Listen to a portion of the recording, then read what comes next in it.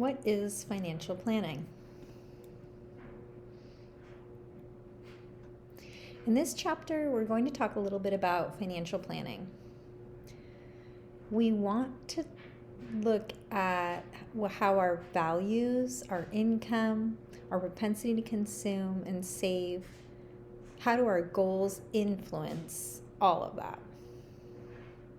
How do our goals and values and money influence our financial goals? In financial planning, we also need to take into consideration uncertainties. So in this chapter and in this intro video, we'll talk a little bit about some considerations in the financial planning process and why things like our goals, values, money, income, our current and future situation all influence the financial planning process.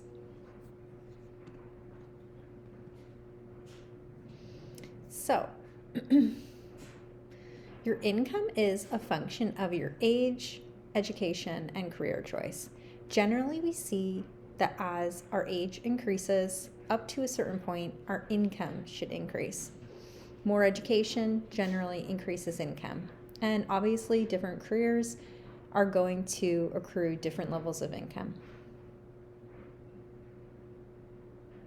When we create financial plans, we're going to translate all of our goals into specific plans, and that's the planning process in order to hopefully reach our financial goals. We're going to talk a little bit about assets, and in general, we'll spend a few chapters in this course actually talking about different kinds of financial assets, and those would be actionable items that help us to reach our financial goals.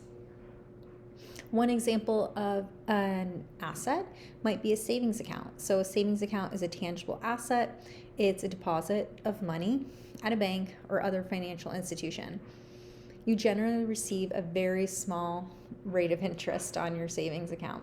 So it's not always the best asset choice in order to reach your financial goals. Sound financial planning can cause individuals to have an improved standard of living. So that's one of the payoffs of sound financial planning. And what is a standard? What do we mean when we say standard of living? So standard of living has to do with all of the different characteristics that can make one's life better. Some of these are outside of our control. So they may be things that the political and larger economic processes around us are controlling. But we have the ability to move towards places and away from places where the standard of living is not as good. And a lot of that has to do with our income. So for example, within different states, even in our country, people move from one state to the other based on whether they think that one state has a better standard of living than the other state. You could move from one country to another based on the standard of living. So standard of living concerns things like access to clean water, access to education, healthcare, safe roads, housing, healthy and safe communities. All of these different things contribute to your standard of living. So how do we define the financial planning process? We know that we need financial planning to meet our financial goals. An example of a goal could be that we want to send our child to school in 20 years. And we'll need financial planning, which is a systematic process that considers important elements of an individual's financial affairs in order to fulfill financial goals. What does that mean? We're going to put in place a process taking into account our values, how we feel about money, our income level, our age, all of those different sort of more esoteric concepts, right? So our goal, our financial goals, our values, what we think about money, spending and saving, we're taking all of this into consideration, including uncertainties, and we're going to create a financial plan for ourselves to reach these financial goals that we have, which are oftentimes based on our values. Financial actions involve decisions about assets, like do we invest in savings account? Do we put our money in a savings account? Do we purchase insurance for our car? What kind of investment decisions do we make? We're also going to look at retirement and estate decisions as part of our financial actions that produce a financial goal or result. So these plans are actionable based on different decisions about assets, credit, insurance, investment, retirement and estate decisions, which are sort of more long-term, giving us our financial goals. And our value system and how we feel about money sort of underlies all of this. If we have good financial planning, it should allow us to acquire, use, and control our financial resources more efficiently.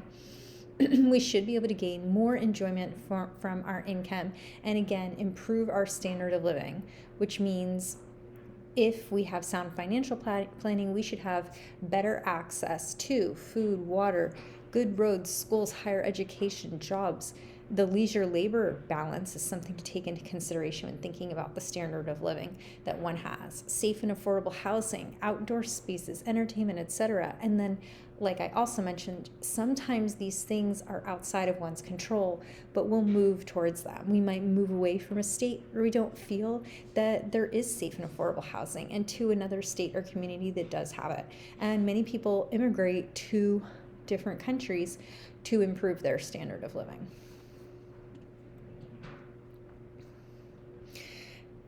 Baked into our value system, but also into our income, which could be a function of our age and education level, is our propensity to consume. And this is actually like an economics concept. And it says basically, regardless of your income level, you must decide to spend now or spend later. So you're either going to spend now or you're going to save, which is spending later. Your decision to spend now is a function of a few things. So it can be a function of your income and then also how you feel about spending and where your values are. If you value saving more, you might save more and have a lower propensity to consume. If you value spending and acquiring different physical goods and services, your marginal propensity to consume might go up. Also, if your income level is higher, those individuals tend to have a lower marginal propensity to consume. Why is that? If one individual receives a certain income and it's a large income and they don't need all of it, then they can save some of it. A lot of individuals, people that may not earn the same level of income, and we see this in our own country, we see it in a lot of countries, developing countries, where if the income level isn't high enough to meet the basic needs, that the propensity to consume is near to 100%, meaning that individuals are not saving at all. It's not because their value system doesn't say that saving is important. Oftentimes it's just because they aren't earning a large enough income to meet their basic needs.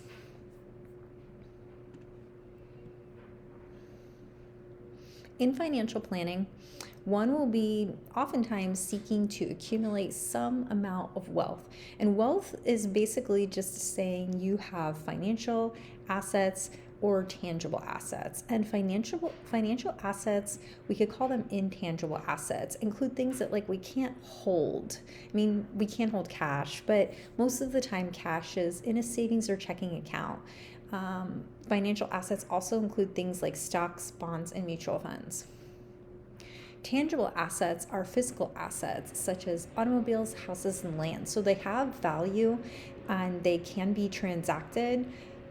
And most likely you would sell a piece of land or sell your house for money, and then you can buy something with it. And now we're going to go over some of the average statistics for families in the U.S. This information differs greatly for different parts of the country, rural, urban, different states, but the median net worth, and median means if we lined up every single person, so this should remove some of the dispersion from very high incomes and very low incomes, but our median net worth for all families is $121,000. What is net worth? So in this concept of wealth, all of the financial assets we own, houses, savings accounts, stocks and bonds, etc., well, we also might have debt. And we take all of our assets, subtract out our debt, and that is our net worth. Some other statistics. Median income for all families. So what we earn is $71,000 per year. Median net worth, so assets minus liabilities or debt, is $121,000. The value of a primary residence is $185,000 not the United States. Sorry, this is the United States, but in California, the median value of a primary residence is much higher. The median mortgage on a primary residence is $111,000. So right there you can see that some of the net worth that families hold is in the difference between the value of their home and the debt on that home in the form of a mortgage. And a lot of an individual's net worth in our country, in the US, is the value of an individual's primary residence. People tend to hold their net worth in pooled investment funds, stocks, so individual stocks, individual bonds, bank accounts, and CDs. I think I saw CD rates are at like 3 or 4% today, which is really high actually. It's a historic high, and at least the last 10 years, CD rates have gone up because the prime interest rate and the federal funds rate has gone up with federal or with monetary policy tightening. So this number may have changed a little bit. And retirement accounts, which could also be pooled investment funds like mutual funds. So this is kind of a breakdown of where a lot of that wealth is. So this would be the median amount that individuals might have.